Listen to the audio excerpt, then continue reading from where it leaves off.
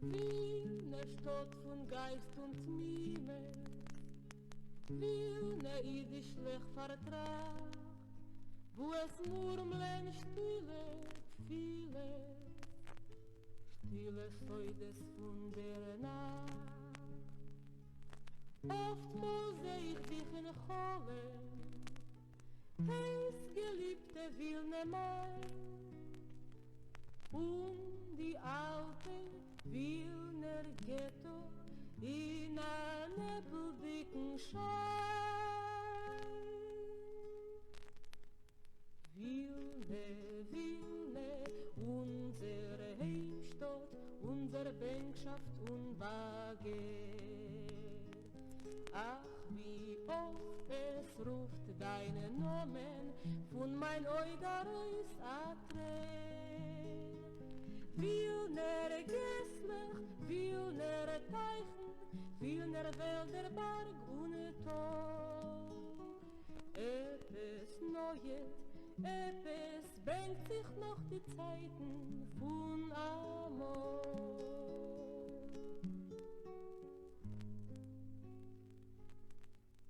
Ich seh dem Wälderle Sakrete in sein Schotten eingehielt, wo geheim es haben Lehrer unser Wissen Durst gestillt. Wilne hat dem ersten Faden von der Freiheit von gewählt und die liebe Kinder ihre mit der zarten Geist ballet. Wilne, Wilne, unsere Heimstatt, unsere Bänkschaft und Bagger.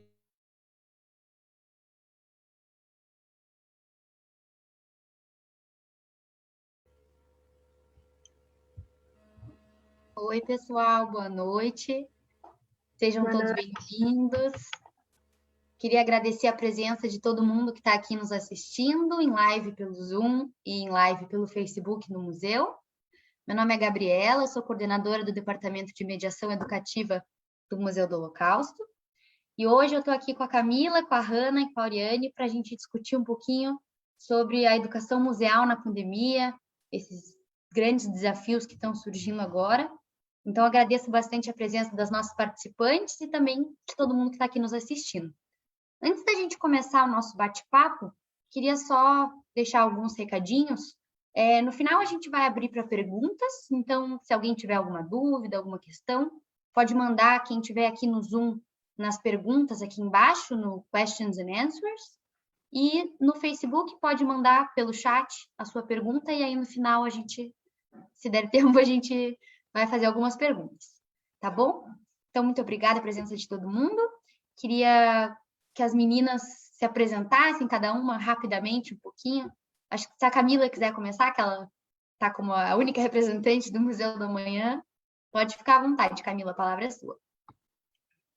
Boa noite, gente. Eu sou Camila, eu sou educadora museal e atualmente estou na coordenação da área de educação do Museu da Manhã. Eu trabalho com educação de museus há 12 anos e eu já passei por alguns outros espaços, mas atualmente, desde 2018, eu estou no Museu da Manhã. Legal, obrigada, Camila. Posso ir? Boa noite, meu nome é Hanna, eu sou educadora no Museu Oscar Niemeyer, eu sou formada em artes visuais e a minha atuação no museu é mais voltada às questões práticas, oficinas, mas também atuo como mediadora lá. Obrigada, Hanna. Boa noite, pessoal. Meu nome é Auriane, também sou educadora no Museu Oscar Niemeyer. Atuo também, como a Hanna, com as questões práticas das oficinas, mas basicamente voltada para os num programa que a gente chama de Arte para Maiores, que são para pessoas maiores de 60 anos. A gente faz as mediações também, as oficinas com eles, e é isso. Obrigada, Auriane. Gente, eu queria então introduzir um pouquinho do que a gente vai falar aqui, começando sobre um pouco desse momento que a gente está vivendo, tão complicado, que é da pandemia do Covid-19.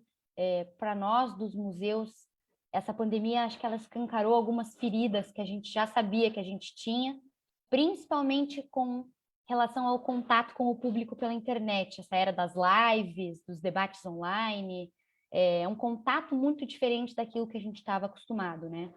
E a gente tenta acompanhar cursos, interagir com o público pelo Instagram, pelo Facebook, enfim, várias saídas que a gente tem tentado para se manter ativos. O pessoal aqui do Museu do Holocausto, a gente tem feito várias lives e esse tem sido um contato bem importante nosso com o público. Mas eu queria perguntar para vocês, num momento como esse, como vocês acham que o educador, o mediador educativo como nós, como a gente consegue expressar aquilo que a gente está sentindo nesse momento, a individualidade do mediador, né, algo que é muito importante na visita presencial, no contato que a gente tem com o público. Quais que são os nossos maiores desafios nesse sentido, vocês acham?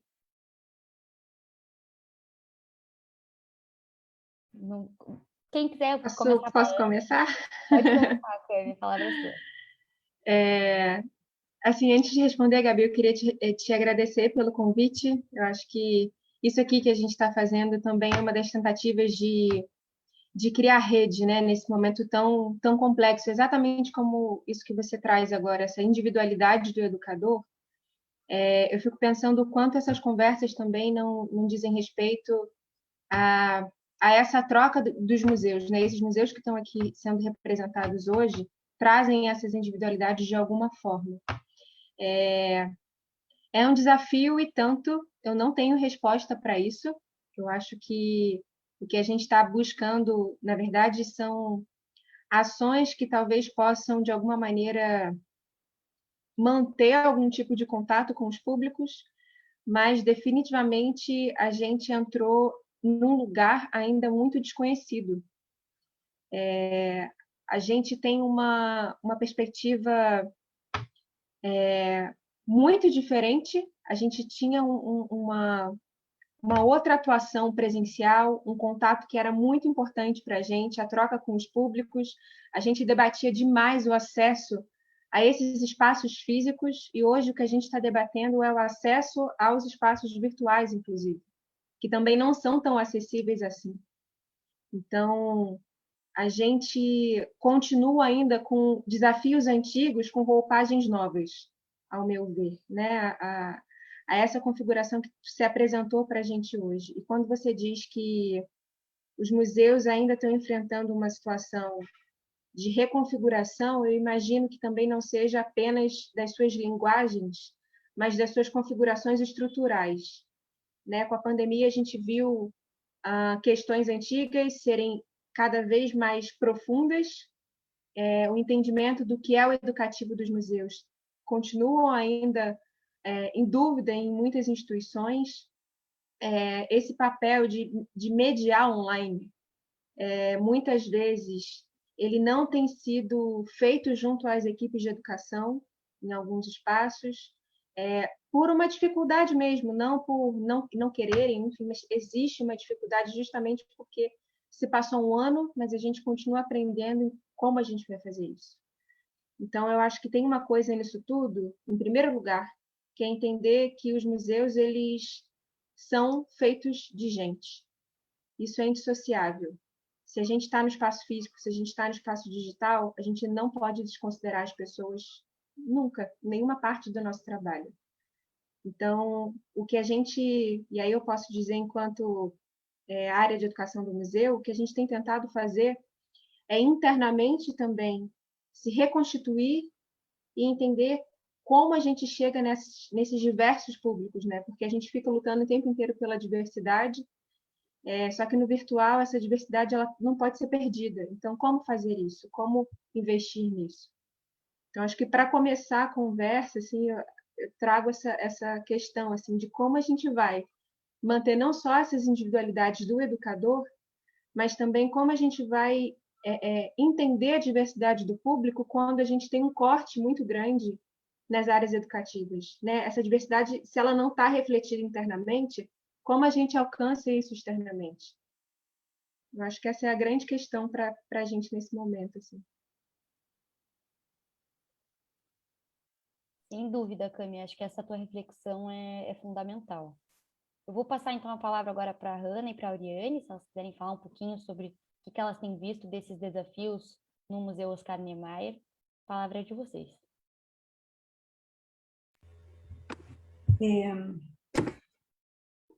A minha perspectiva, né, vista com esse público maior de 60 anos, foi realmente assim uma experiência difícil, né? Porque você veja, a gente trabalhava com eles no museu porque eu comecei a trabalhar em março deste ano, mas antes eu fiz estágio lá. Então, eu passei quase 2 anos fazendo estágio nesse programa do Arte para Maiores. Então, aquele encontro que a gente tinha de 3 horas com eles dentro do museu, onde a gente trocava, levava eles para a exposição, trocava ideias com eles, e depois levava para a oficina, fazia aquela experiência com eles na oficina, é algo que é bem difícil dessa experiência se repetir agora no digital. Até porque, primeiro que a gente teve que lutar para... a gente sempre teve um grupo de WhatsApp onde a gente sempre se comunicava com eles. Mandava para eles os flyers, dizendo, olha, vai ter um tal encontro com tal exposição, vai ter tal artista, né? Então, a gente sempre tinha esse contato. Então, aí, a gente começou a ter que usar muito mais esse contato com eles. Mas a adesão do pessoal que ia nos presenciais, obviamente, que nessa agenda digital, né, que a gente acabou formulando, acabou por, infelizmente, muitos acabaram desistindo, outros entraram, né? Mas, assim, é um desafio constante, porque quando você fala dessa questão da individualidade, né, do educador, é um desafio constante mesmo, porque é diferente a experiência. Quando você está com eles, trocando uma ideia, uma fala, uma pergunta te leva a uma outra questão na exposição, na obra, no nosso caso, né? E acaba gerando um outro retorno, né? Com o grupo todo. O que no digital, isso se dificulta bastante. Então, essa é mais ou menos assim a experiência que eu tenho tido, né, dos nossos desafios, né? A gente continua fazendo vídeos de mediação para eles, vídeos de oficinas. Então, assim, aquele encontro que a gente juntava as duas coisas e continuava a discussão com eles na oficina, agora está dividido entre mediação e oficina. Então, a gente ainda está, na verdade, a gente está experimentando esse modelo. A gente está descobrindo possibilidades com esse modelo. Mas realmente é uma tarefa bem árdua mesmo para fazer eles, e acabou que as pessoas mais idosas, elas um pouco se afastaram, e entraram muitas pessoas mais jovens nesse programa. Interessante foi a gente pensar nesse movimento que acabou acontecendo.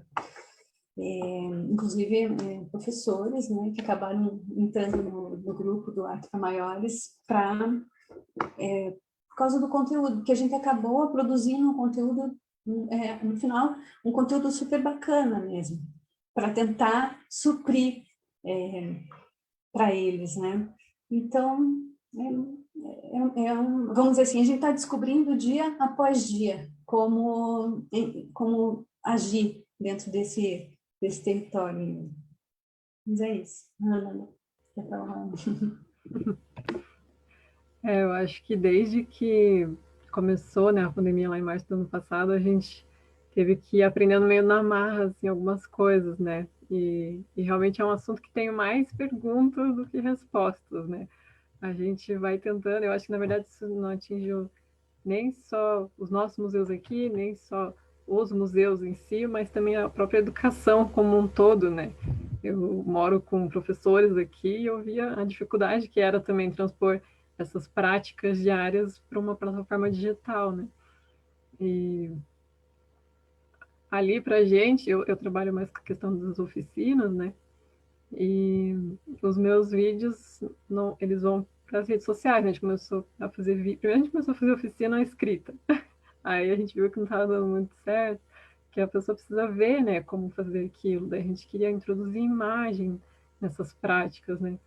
E daí a gente começou a fazer vídeos caseiros em casa mesmo, e a gente foi tentando introduzir esses conhecimentos para o público, mas a questão principal que sempre fica é quem está vendo isso, né? Porque vai para um meio de comunicação super aberto, não vai para um lugar que eu sei que, não, aqui vai ser só crianças que vão ver, né? Os meus vídeos eles têm que ser super amplos, assim, que tanto os adultos, professores, quanto crianças queiram fazer, né?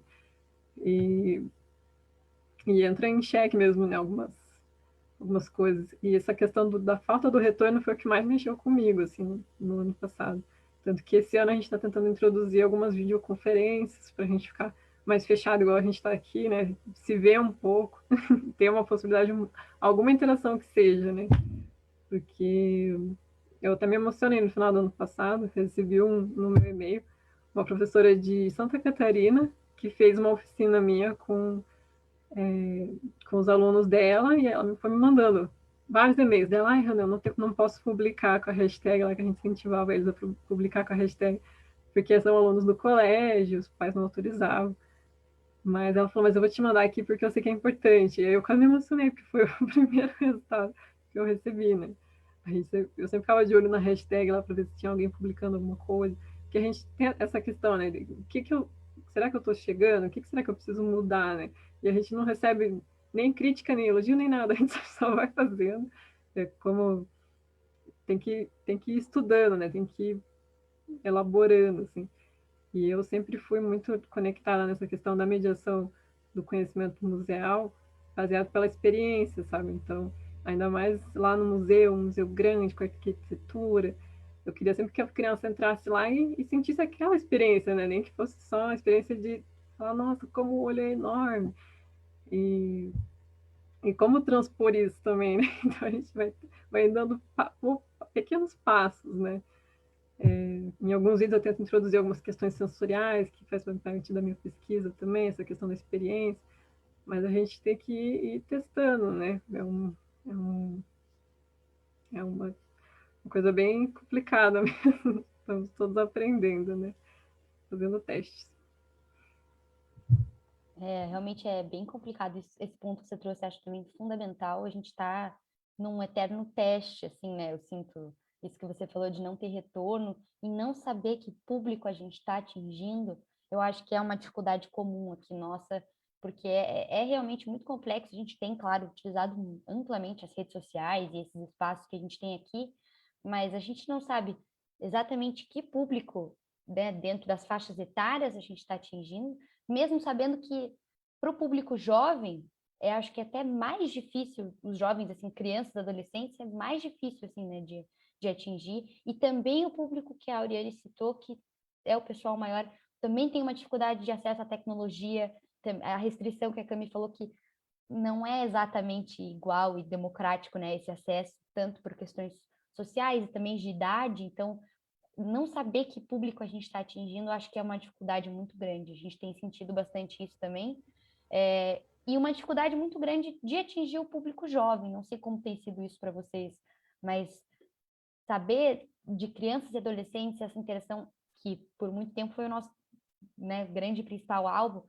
Eu fiz bastante visitas para escolas, mediação para turmas, né, de alunos que vinham do Brasil todo, e hoje em dia o contato com essas crianças e adolescentes é mais pelas atividades pedagógicas e também, como você disse, é um contato complexo também com os professores, né? Não sei como vocês veem essa questão do contato com os jovens, como tem sido para vocês.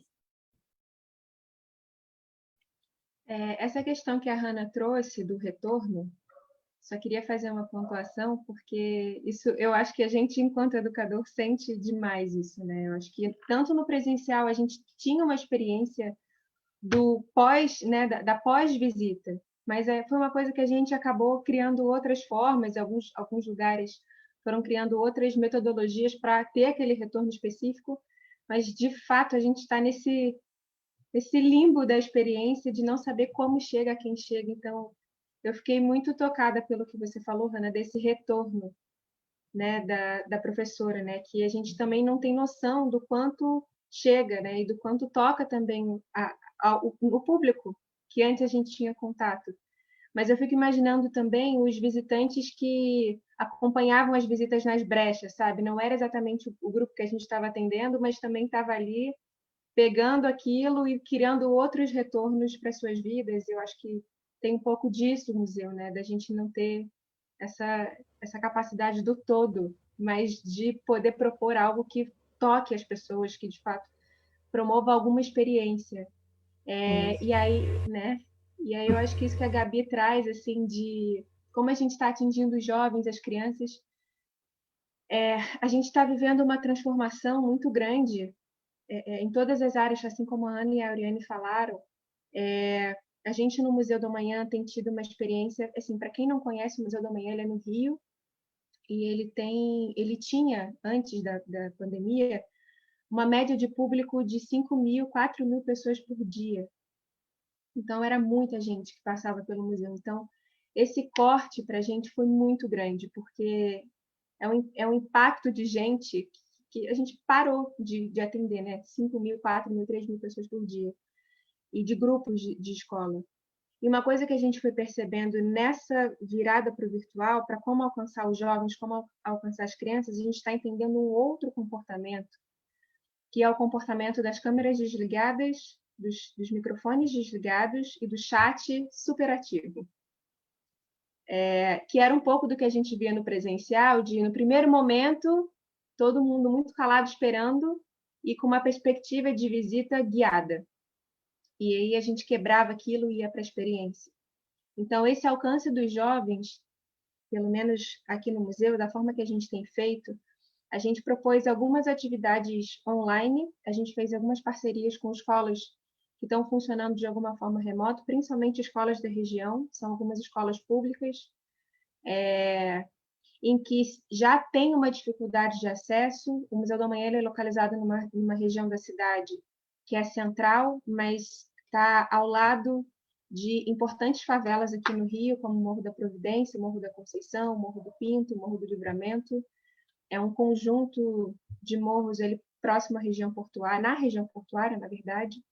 Então, muitas escolas têm uma certa dificuldade mesmo de acessar os alunos, então muitos são pelo celular. Então, já assim, são camadas de acesso diferentes, né? Então, existe a parte comportamental dos jovens, mas existe, de fato, algo logístico que é difícil de alcançar.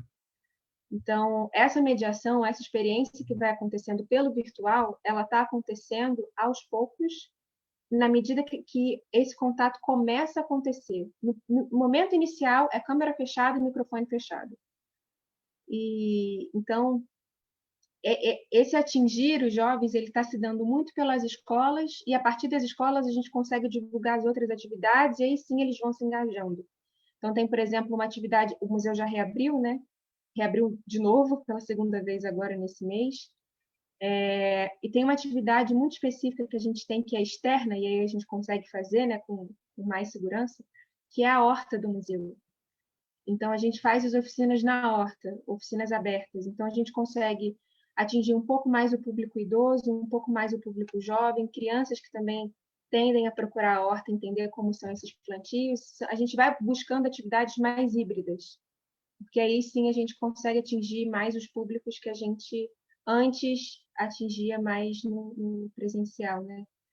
Então, tentar isso, fazer atividades virtuais, atividades presenciais, foi uma forma de tentar alcançar mais públicos, entendendo as linguagens e as limitações que esses públicos nesse momento também têm. A gente acho que foi por um caminho bem semelhante ao que a Camila falou. O público jovem específico, assim, né, por exemplo, uns 15, 16 anos, por ali, sempre foi uma dificuldade, assim, pra gente, né, fora dos grupos que vinham, né? E dentro do grupo, essa dificuldade que a Camila comentou, né? Da pessoa se permitir conversar com você, né? De você às vezes ter que ficar fazendo ali umas piadas, algumas coisas, jogando umas gírias para a pessoa entender que aquilo é dela também, né? Que aquele espaço pertence a ela. Que aquilo ali sempre pareceu muito inacessível, mas você vai trazer, né? E isso no presencial era um pouco mais fácil, né? E nesse momento, pelo menos até então, as nossas atividades estão realmente, como a Camila comentou, um modelo mais amplo, e aí a gente tenta abarcar nesse barquinho quem quiser entrar, né? E os jovens, é interessante também comentar uma questão, que lá no museu o espaço externo é muito grande, né? E final de semana, até mesmo durante a pandemia, surgia bastante gente ali nessa parte externa, né? Bastante jovens. Tem bastante K-pop, né? Que eles dançam no... A gente tem bastante vidro lá, né? O Oscar Niemeyer adora vidro. E o vidro reflete, né? Então eles vão lá dançar esse K-pop e tudo. Então o museu sempre foi cheio dessas pessoas em volta, assim, né? E sempre foi um trabalho todo nosso, que a gente sempre é um trabalho constante, né? Desenvolver esse pensamento de como trazer essas pessoas para dentro, né? Mas também de que até que ponto o fato de elas estarem fora, elas já não estão usufruindo do espaço, né? Elas já estão, né, no museu de alguma forma. Então, no online acabou só atenuando mais essas questões. Né? Eu acho que para todo mundo que é de Curitiba, que está nos assistindo, esse espaço de fora do MON, uma coisa, até para quem não é de Curitiba, para mim assim é algo muito especial, algo que eu sinto muita falta de antes da pandemia, de poder, e é algo que eu sempre pensava também, conversei inclusive com as meninas, que é eu tá ali naquele espaço de fora do MON e como não entrar, né? Na minha visão, sempre foi um espaço muito convidativo, mas a gente sabe que não é para todo mundo assim, até pelas questões que a Camila já citou, né? E também por uma questão de individualidade de cada um, mas acho que essa é uma dificuldade muito grande mesmo, trazer as pessoas para dentro. E acho que agora que a gente está tendo essa oportunidade de usar os espaços externos, talvez essa seja também, aos poucos, uma alternativa, né? De intervenções, enfim. A gente agora, no Museu do Holocausto de Curitiba, quem for tomar vacina no Rio, agora me fugiu o nome, mas é o Centro Cultural do Poder Judiciário, no Rio. A gente está com a exposição Nossa Luta, que é sobre a perseguição aos negros durante o Holocausto. Quem tiver a oportunidade de, né, for tomar vacina lá, vai ter a nossa exposição. Então, de toda forma, alguma maneira da gente poder continuar tendo esse contato, isso que a Camila falou do trabalho do Museu da Manhã com os jovens ali das comunidades da área portuária, assim, para mim isso foi uma coisa que eu fiquei muito tempo refletindo sobre isso, que acho que é uma atividade admirável e muito necessária dos museus, né, de criar essa integração e esse pertencimento, isso que a Hannah falou também, do jovem sentir que aquele ambiente pertence a ele, né? A Camila falou antes, quando a gente conversou, da questão fazer algo que exija relação e participação, né? Como é difícil conseguir dos jovens essa relação e participação, porque eles estão lá. Eles podem até estar no evento online, mas é difícil ter essa interação, né? Acho que isso é um desafio que a gente já tinha e, como eu falei no começo, é uma das feridas que mais ficaram escancaradas, eu acho, assim, com essa pandemia e é um desafio para a gente trabalhar, mas acho que nós, como educadores, a gente tem que também estar sempre se reinventando, né? Então, a pandemia está sendo um momento para recriar essas conexões, esse pertencimento desses públicos, mas acho que também, como vocês, até como a Auriane falou, é uma oportunidade também de atingir públicos novos. Então, antes, geralmente ia só o pessoal mais 60 anos, nessa oficina que você falou, né? E agora outros professores. Como tem sido essa interação, assim? Você acha que isso foi de forma positiva com esse novo público, assim, que você antes não tinha contato? Então, eu até ia comentar isso, né? Eu posso falar que eu sou uma privilegiada porque eu até tenho um certo retorno dos maiores por meio do WhatsApp, né? A gente sempre conversa isso, eu e a Hannah. Então, cada vez que alguém aceita o desafio que eu faço na oficina e me manda a imagem do resultado, a gente lá, né, Hannah, a gente comemora mesmo, porque é uma delícia de ver eles mandarem. Então, eu posso dizer que eu realmente sou uma pessoa privilegiada, porque alguns me mandam esse resultado. E E aí eu fico pensando, nessas nossas experiências de fazer, então, ok, a gente manteve as mediações, os vídeos de mediações, fizemos os vídeos de oficina, e por meio de uma pesquisa que foi feita com os maiores no final do ano passado, que acabou descobrindo que para eles seria interessante fazer a videoconferência. E aí a gente fez quatro, né, Hanna? 4 videoconferências com eles, sendo que a última teve que ser desdobrada em 2, de tanto assunto que tinha. E aí a gente foi vendo, primeiro pelo grupo do WhatsApp, cada vez mais a procura dos muitos professores, procurando o conteúdo que a gente estava criando. Isso também começou a vir gente nós pesquisadores, assim, o último videoconferência que a gente fez foi pesquisadores. Então, é interessante pensar esse movimento, porque a gente sempre esteve preocupado que as pessoas que estavam fora do museu fossem lá para dentro. E agora, mais do que nunca, que a gente está tão introspectivo lá dentro e que as pessoas não podem entrar, mais ainda que a gente tem que procurar reforçar. E aí que eu acho assim, a coisa mais interessante é que o virtual, ele acabou proporcionando um pouco isso mesmo, assim. Acabou se estendendo, né? Esses braços acabaram estendendo e conseguindo alcançar outros lugares que a gente não imaginava mesmo. E aí a gente tem, é engraçado, porque a gente tem, por um lado, a gente tem um ganho, por outro lado, a gente tem uma perda enorme, então, realmente vai ser uma tarefa bem árdua, assim, o quanto que a gente pensa, né, principalmente essa questão da sensibilidade, da fruição, tudo isso fica um pouco difícil mesmo, né, com esse digital, né? Então, realmente, são desafios aí que a gente tem muitos pela frente mesmo. Hein, Áurea, acho que você podia comentar das pessoas que começaram a vir de outros lugares, tipo, de fora de Curitiba, para maiores, né? Eu até meio que comentei, assim, então, que nem, por exemplo, é interessante que a gente veio pessoal da Argentina, de Portugal, né? E a gente está, vamos dizer, Brasil, gente de Brasília, pessoal vindo de vários lugares mesmo do Brasil. Né? E é bem interessante isso, e principalmente nas videoconferências, assim, a gente tem visto muita gente de fora mesmo poder participar.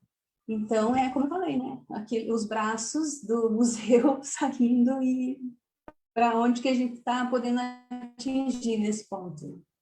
É isso mesmo. É legal essa questão de conseguir atingir públicos que talvez não conseguiria antes no presencial, né? Esse pessoal não teria acesso ao conteúdo do museu e agora tem. E talvez acho que essa seja uma lição grande que a gente tem que levar, né? Como utilizar ao nosso favor as mídias digitais, as redes, porque acho que quando a gente voltar ao presencial, não sei que presencial vai ser esse, o fim da pandemia, sei lá quando vai ser isso, se isso vai acontecer, como vai ser, né? Ainda é uma incógnita para todos. Ainda estamos numa situação extremamente delicada, complicada, de crise sanitária, enfim, só a gente vê isso todos os dias, né? Mas nesse pós aí, que a gente ainda não sabe como vai ser, eu acho que essa vai ser uma grande lição para a gente utilizar essas redes e continuar tendo contato com esses públicos, porque acho que isso também só valoriza, só agrega ao museu, né? E talvez, e esse vai ser o grande desafio que vocês também estão falando, de retomar o contato com aqueles públicos que a gente tinha antes. Das escolas, a gente não sabe como as escolas vão voltar, vai demorar para elas também conseguirem voltar no ritmo que vinham antes, né? A Camila mesma falou 4.000 pessoas por dia. Isso para acontecer de novo ainda a gente não tem perspectiva alguma, né? Então, de alguma maneira a gente vai ter que reconquistar a nossa relação com esses públicos e talvez manter com esses públicos que a gente conquistou agora na pandemia. Então, acho que esse vai ser também um grande desafio. Não, até nem tinha pensado tanto nisso, mas agora que vocês trouxeram, tô aqui refletindo sobre. Eu cheguei até a pensar aqui agora que o fato dessas pessoas procurarem a gente, né? Eles falarem, não, eu quero participar daquilo, né? No meio desse turbilhão de coisas online que começou a acontecer, né? Desse ano passado para cá. eu acho que, de certa forma, é até o nosso retorno que a gente está tanto buscando, né? O retorno ganhou uma nova forma, né? O retorno se transformou na nossa procura, né? As pessoas procurando a gente, eu fiquei pensando agora que pode significar até um pouquinho desse retorno, né? Desse, olha, eu tô gostando do teu trabalho, eu tô escolhendo assistir o teu e não outra coisa qualquer, entendeu? Então, eu acho que, de certa forma, é uma coisa a se pensar. E dentro disso que você falou de alcançar outras pessoas, né? Eu esqueci de comentar que algumas das nossas oficinas foram para a televisão aqui acho que foi bem Paraná, eu sempre esqueço o nome da TV que foi. Eu nem sei qual oficina que foi, eu não sei quando que passa, só sei que de repente as pessoas me param assim e falam, ai, eu assisti tua oficina. E umas pessoas sei lá, eu fui na papelaria aqui da rua e ele falou, ai, é você, né? Então eu fico pensando, né? Será que ele teria interesse, né, de ir até o museu e ver minha oficina? Ou será que passou na TV dele e ele despertou esse interesse, né? E será que isso aconteceu em outras pessoas também, né? Eu tive a mesma experiência com o pessoal da equipe de limpeza lá do museu, que eles iam me falar, ah, eu assisti, onde é que eu tenho, assisti na TV, eu vi sua oficina, adorei, onde é que tem mais, né? Eles queriam ver mais. E aí eu fiquei pensando, né, na construção desses novos públicos também. E é importante, acho que a gente realmente refletir sobre essa manutenção no pós, né? De que será que a gente vai querer voltar? Não, agora voltou presencial, todo mundo vacinado, quero só atender minhas escolas que sempre vinham. Não, e esse outro público que se formou, né? O que a gente vai fazer com ele? A gente vai abandonar ele? Acho que é uma coisa a se pensar mesmo. Eu também, desculpa eu entrar de novo, assim, mas uma coisa que eu penso também, é claro que a gente também tem que levar em consideração o fato de que nem todos têm acesso, né, a todo esse conteúdo que a gente está produzindo. Mas por isso que eu penso que a maior preocupação que a gente tem que ter no momento, agora, é em quantas pessoas a gente vai conseguir atingir, que essas pessoas consigam multiplicar aquilo que a gente está passando para elas. E que talvez essas pessoas, assim, elas consigam levar esse conteúdo até onde a gente não consegue. Eu tenho isso é uma coisa que eu trago muito em mim, assim. Cada oficina, cada roteiro de oficina que eu escrevo, cada mediação que a gente pensa, cada material, cada coisa, do quanto eu posso colocar de mim mesma ali, naquele texto que eu estou colocando, naquela apresentação que eu estou fazendo, para tocar essa pessoa, para que ela leve adiante. Que eu acho que é só essa maneira que a gente tem nesse momento, né? Isso que vocês trouxeram me lembrou algumas condições que a gente foi estabelecendo lá no Museu do Amanhã, porque desde o início da pandemia, o museu nunca parou. Ele continuou promovendo programações online, lives, debates, conversas, porque acho que diferente a gente também tem a gente é um museu conectado à ciência e sociedade, e justamente é o que foi sendo questionado tem sido questionado durante esses últimos anos, né? Sobre ciência, sobre vacina, sobre, enfim, tudo que a gente tem vivido. Então, a gente foi assumindo um compromisso também de divulgação científica, de popularização da ciência, porque nesse momento a gente foi percebendo que estava sendo muito atacado. O Museu do Amanhã ele foi se tornando um tipo de referência para a população em geral, assim, de onde eu busco informação sobre isso, onde eu consigo informação confiável sobre isso.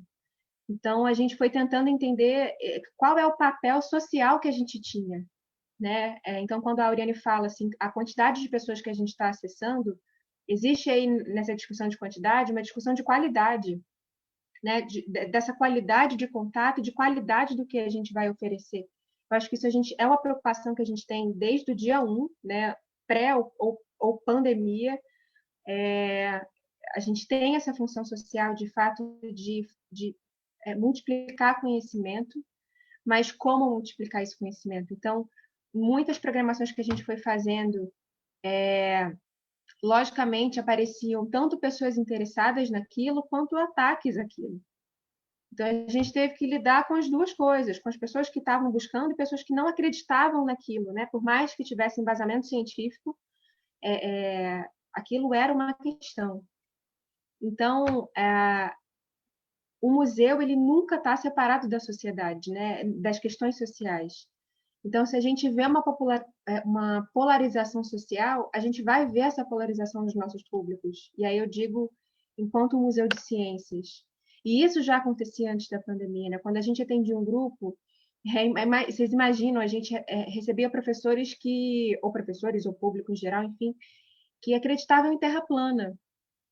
Então, e a gente tem um globo gigante na entrada do museu, né? Então, como era isso? Que relação a gente conseguia estabelecer com isso? Então, isso no digital foi se tornando ainda mais complexo, porque o digital ele ganha uma proporção descabida, né? Porque uma hora de uma visita, ok, você tem uma pessoa discordando, mas a conversa ainda é possível. No digital, se há um comentário, você vem acompanhada de 500 comentários. Como lidar com essa mediação? Então, foram discussões que a gente foi entendendo assim que eram mais complexas e que a gente ainda ia precisar entender que tipo de posicionamento o museu ia precisar para além dessa mediação direta, mas uma mediação global, né? Uma mediação que tente dar conta daquela questão ali que se coloca. Então, é muito tocante assim, ouvir essas questões, porque elas vão permear em museus de ciências, em museus de história, em museus memoriais ou museus de arte. Isso vai se dar de diferentes maneiras porque é social, né? Então, a gente, enquanto museu, a gente está lidando com questões que são questões sociais. E aí uma lembrança assim que me veio dessas programações, tem uma específica que a gente começou há pouco tempo, mas que veio justamente desse acesso dos públicos, né? A que públicos a gente está chegando? E a gente foi percebendo de uma exposição que foi aberta há pouco tempo, que é a Coronaceno, para falar desse momento que a gente vive. O Museu do Amanhã ele trabalha com um conceito chamado antropoceno, que é a era dos homens, essa relação de consumo com o planeta, essa relação que a gente foi cada vez mais esgotando esses recursos naturais de uma forma nada sustentável, e quais são os impactos disso. Esse é um dos motes de discussão do museu. Então, a gente, nessa exposição temporária, fala de Coronaceno, que a gente está vivendo essa era da pandemia, e que essa era afetou para sempre a forma como a gente se relaciona. E quando a gente diz para sempre, é por uma questão que hoje a gente já consegue perceber que não tem como mais voltar para o presencial. Não existe só voltar para o presencial sem desconsiderar o que a gente está vivendo hoje.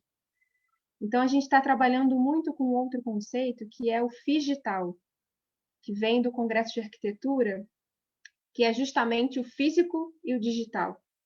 Não é que o digital veio para sobrepor o físico, ele veio se unir ao físico.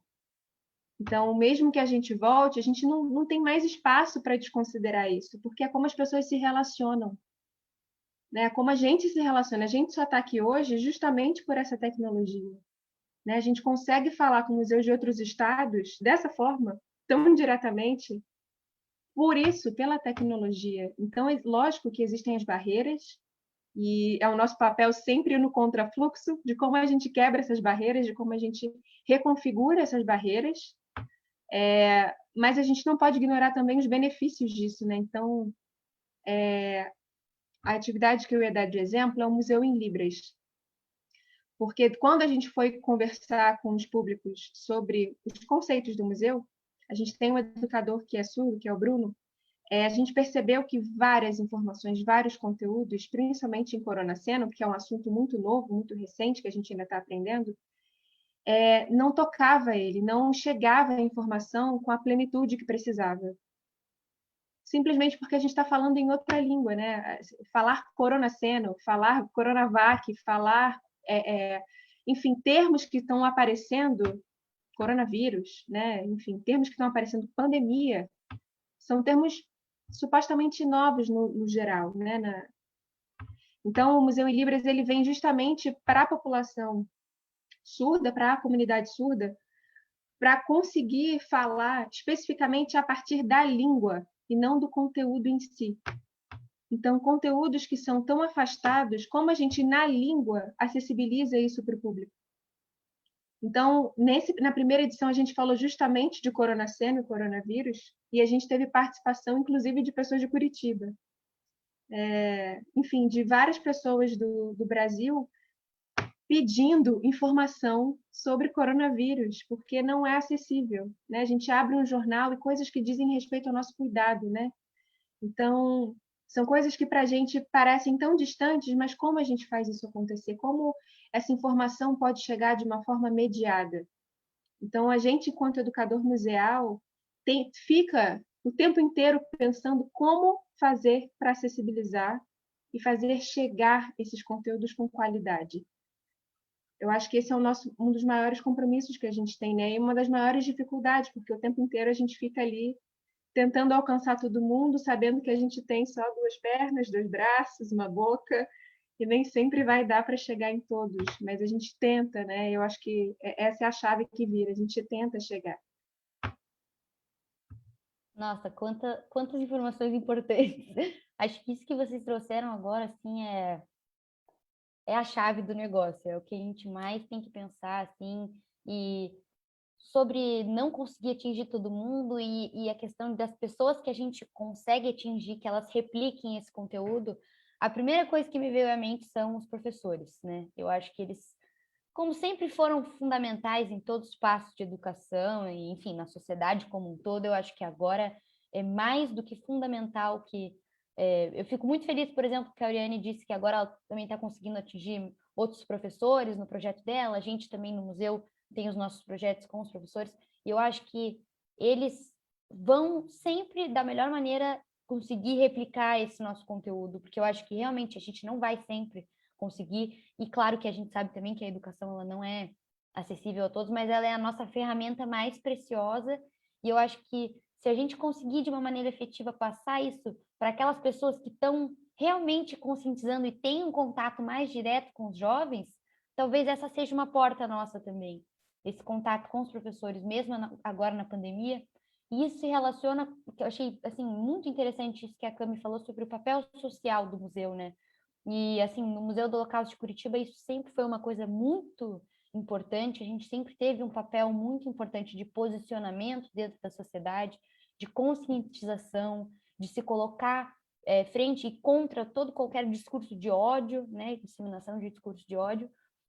E a gente até brinca que o museu, as notas de repúdio, a gente também foi muito procurado por né, ter informações confiáveis nesse sentido de se posicionar contra assuntos que são muito complicados, que são às vezes discutidos, controversos, enfim, mas que também nos dizem respeito à diversidade, à tolerância, e a gente também tem visto na pandemia como isso se multiplica de uma maneira assim gritante, né, nas redes. A gente teve um tweet que até apareceu no Jornal Nacional fazendo uma nota de repúdio justamente a uma questão de antissemitismo e de discurso de ódio, enfim, e como esse papel social do museu ele se multiplica, né, agora nas redes, e isso acho que é algo que a gente também vai manter depois quando a gente voltar para esse presencial, e isso que você falou também, que eu me achei muito interessante, de unir o digital ao físico, né? E esse papel social do museu,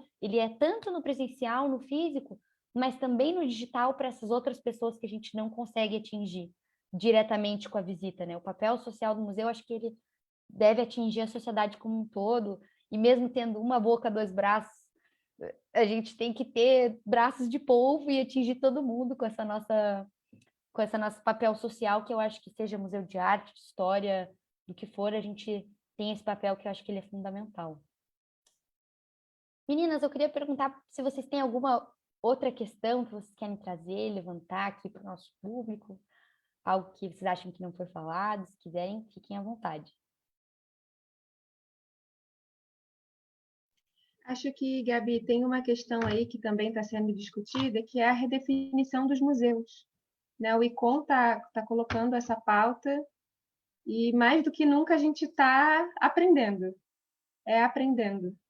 Então, essa definição, essa redefinição dos museus, ela está chegando num momento importante, assim, né? De revisita, de entender quais os nossos próximos passos, como a gente está caminhando hoje para entender o que vem a seguir. E muitas das palavras que saíram do Brasil têm a ver justamente com tudo isso aqui que a gente falou, né? Direitos humanos, social, papel social, educação. Eu fico feliz de que essas tenham sido as palavras que mais apareceram, né? Museus democráticos, museus que consideram bem viver, museus que consideram uma discussão decolonial, né? Isso diz respeito a uma desestrutura muito grande do que a gente vive hoje enquanto estruturação de museus. Então, a gente ainda tem muito a aprender, muito a mudar, né, nos museus. Então, é só essa pontuação, assim, de que a gente está em processo. Mais uma vez, um processo denso, né? Essa questão da redefinição, lá no museu a gente participou, né, que tinha como você participar de fazer, né, aquelas palavras. E foi bem interessante esse processo assim, que a gente passou, né, de você parar para pensar o que é um museu, né? O que já estava definido como museu, o que você concorda daquilo, né? O que você repensa daquilo. E mais, né? A gente começou a pensar que algumas palavras ali seriam ideais para alguns tipos de museu, para o museu de meio ambiente, outros seriam ideal mais para o museu de arte, mas e o que seria o ideal para museus como um todo, né? E eu acho que foi a partir da individualidade de cada museu que a gente chegou nessas palavras aí que a Camila falou, né? E é muito legal ver que vários museus de vários tipos chegaram nessas palavras, né? E é muito importante ter essa palavra educação no meio, né? Porque a última não tinha, né? Então, realmente a gente está caminhando para algo novo aí e essa definição vai ajudar bastante a gente, né, na construção de novas propostas, né, de um novo museu. Com certeza, acho que ter na nossa redefinição as palavras educação, papel social, isso tudo que você falou, tem que fazer parte desse nosso processo de reestruturação, porque esse é o nosso objetivo, né? Seja qual o objetivo, o foco individual de cada museu, a gente tem sempre esse objetivo maior em mente, e acho que isso é algo que vai ficar para o nosso presencial, quando a gente voltar, enfim, e tentar manter esse contato maior com a sociedade, que eu acho que isso foi uma coisa, digamos assim, positiva desse nosso contato online, né? Que acho que é uma conclusão que a gente chega aqui, até a Auriane falou, existem algumas coisas que a gente conseguiu conquistar, e acho que cabe a nós agora nessa reestruturação manter essas nossas conquistas, melhorar esse nosso contato, manter o contato com esses novos públicos e pensar esse papel social dos museus e, enfim, a redefinição como um todo nesse presencial que a gente não sabe como vai ser e mantendo também o nosso contato digital, enfim, realmente uma reestruturação como um todo, né? Mas acho que foi muito interessante, assim, todos os pontos que vocês trouxeram. Acho que vou ficar pensando bastante nisso agora e algumas questões que até não tinha pensado, mas queria agradecer imensamente, assim, a contribuição de vocês, dizer que, assim, para mim, como educadora, é muito gratificante também escutar esses questionamentos e essas dores mesmo que a gente compartilha, né? De, às vezes, não poder acessar um público, mas talvez acessar outro, não ter o feedback de uma maneira, mas ter de outro.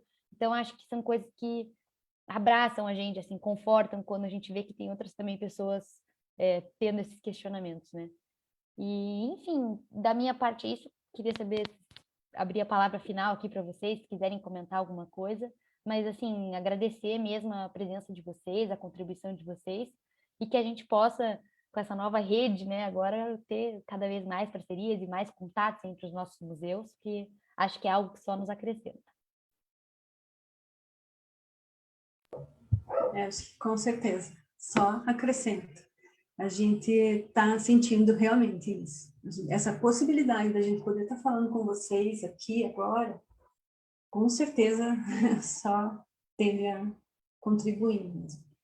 Também quero agradecer a oportunidade, né, de estar aqui conversando com vocês. Realmente, Camila trouxe questões assim super importantes também, que com certeza vou parar e pensar muito mais, assim, sabe? Acho que a gente está vivendo um momento, um tempo bastante complexo, na verdade. E que acredito que a palavra, para mim, forte mesmo, é a mediação, a palavra mediação. E é toda a complexidade que ela sempre teve, agora é mais, né? Então, acho que são muitas questões assim para a gente entender nesse processo. Exatamente, queria também agradecer a oportunidade. Acho que a gente conversar assim, né, trocar ideia. A gente vive muito nas bolinhas, né, de cada museu e a gente esquece que, independente do tipo de museu, né, a gente está aqui com um de arte, um de história, um de ciência, a gente vive coisas muito semelhantes, né, que a gente precisa aprender uns com os outros também, né. Ah, eu queria aproveitar para fazer uma propaganda rapidinho. A Semana de Museus está correndo aí, né? Então, para o pessoal que se interessa por museus, né? Vários museus estão com várias programações diferentes, né? A gente lá do MON vai fazer uma conversa amanhã à noite com a Mona Nascimento, que é uma museóloga, a gente vai falar sobre esse futuro dos museus, assim, né? E estão todos convidados.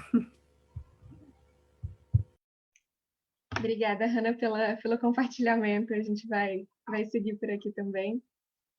Eu quero agradecer também a Oriane, a Hanna e a Gabi pelas contribuições, ao Wagner por ter feito essa acessibilidade para Libras. Obrigada. Eu também queria dizer que, quando eu disse que eu tenho 2 pernas, 2 braços, uma boca e 2 ouvidos, que bom que vocês também têm por aí para seguir, né? Porque quando a gente não atende aqui, a gente sabe que tem outros museus que também estão atendendo outros públicos, né? Outros lugares. E eu acho que esse fortalecimento que a gente tem feito assim é muito bonito de ver, porque são muitas redes e a gente precisa acionar essas redes. Então, as programações que eu tenho visto da Semana de Museus estão assim, tá um museu convidando o outro. E aí a gente vai criando essa grande rede, né? Muito maior do que a gente pode imaginar. Então, Hanna, obrigada por ter compartilhado essa programação. Vocês trouxeram considerações que eu também vou ficar aqui pensando como lidar com essas informações. Eu vou aproveitar também para fazer uma propaganda da nossa programação, que vai ser uma live na sexta-feira, que é um resultado, na verdade, de um processo que a gente foi fazendo ao longo do mês de abril e até desse mês de maio. A gente está em parceria com o Museu da Vida, que é aqui no Rio também, e o Museu Nacional, também aqui no Rio, e com as escolas da região. A gente separou os verbos para unir eles nessa conversa. A gente usou reimaginar com as crianças das escolas da região e recuperar justamente com esses museus do Rio. Então, a conversa vai ser no dia 21, às 5 horas, no YouTube do Museu da Manhã. Então, quem quiser acompanhar, vai estar por lá. E obrigada, mais uma vez, pelo convite e pelas trocas. Já que está todo mundo fazendo um convite, posso fazer um rapidinho? Pode, claro, eu gosto. Eu Então, faço assim... da Semana dos Museus. Então, tá, dia 25 a gente vai ter uma videoconferência para o Grupo Arte para Maiores, mas na verdade acaba se tornando aberto porque muita gente procura, onde a gente vai conversar com a professora Alena Marmo, que ela é doutora em artes visuais, e vai falar sobre a exposição do Luiz Henrique Schwanck, que é um artista de Joinville. E essa exposição, ela está instalada lá no Olho, tá bem legal, bem interessante, assim. E é isso. Aí, se vocês quiserem, a gente passa o link para vocês aí. Legal, obrigada, Oriane. Ó, então, já está todo mundo com a programação feita aí da Semana dos Museus. Acho que essa é uma oportunidade incrível também, né? Todos os museus estão ofertando coisas muito legais. Acho que para o público em geral, assim, vai ser uma oportunidade muito legal e todo mundo discutindo o futuro dos museus, né? O que vai ser. Então, acho que essa nossa conversa aqui, ela também se encaixa muito nessa programação, que assim, é um tema extremamente pertinente, extremamente atual. Acho que todo mundo só tem a ganhar em a gente discutir juntos e fazer esses convites. Então, agradecer mais uma vez a presença de todo mundo que nos assistiu aqui no Zoom e no Facebook. Agradecer a Hanna, a Oriane, a Camila e o Wagner, que participaram aqui, e as meninas por todas as contribuições. E nessa live ela vai ficar gravada depois no nosso Facebook, né? Daqui a, não sei exatamente quando, mas ela vai sair e vai ficar gravada. E é isso. Agradecer de novo vocês e uma boa noite para todo mundo. Obrigada, boa noite. Obrigada, Gabriel. Boa noite. Obrigada, gente. Boa noite. Prazer conhecê-los. Prazer.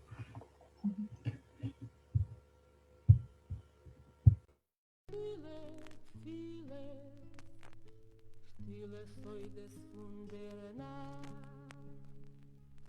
Oft seh ich dich in Chole, heiß geliebte Wilne Mai.